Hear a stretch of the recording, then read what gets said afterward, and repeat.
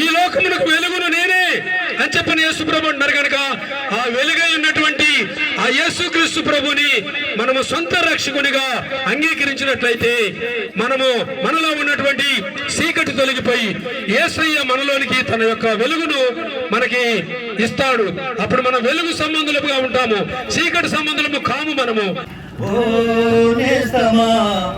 ఈ శుభవార్త తెలియునా, ఓ నేస్తమా ఈ శుభవార్త తెలియునా, నిన్ను ప్రేమించే వారొకరున్నారని వాస్తవం తెలియునా, నిన్ను రక్షించువారు యేసయ్యేనని సత్యము తెలియునా, నిన్ను ప్రేమించే వారొకరున్నారని వాస్తవం తెలియునా, నిన్ను రక్షించువారు యేసయ్యేనని సత్యము తెలియునా, ఓ నేస్తమా ఈ శుభవార్త తెలియునా, ఓ నేస్తమా ఈ శుభవార్త తెలియునా, నీవు నమ్మిన వారే మోసంతోనే గుండెనే చీల్చినా.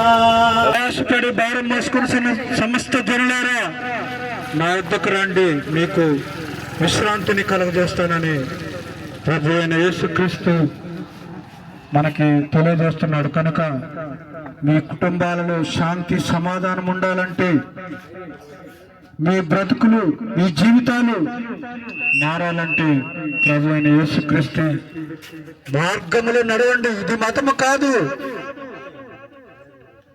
అదే ప్రభు అయిన యేసుక్రీస్తు మార్గము.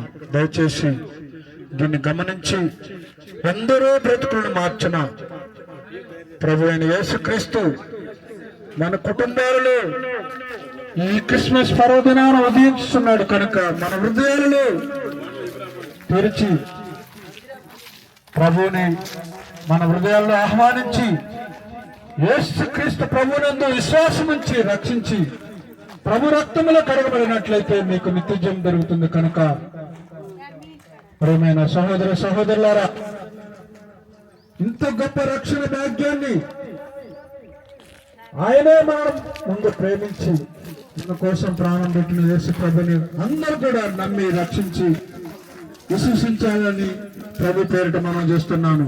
ఇటు కృప దేవుడు మనకు అనుగ్రహించును గాక.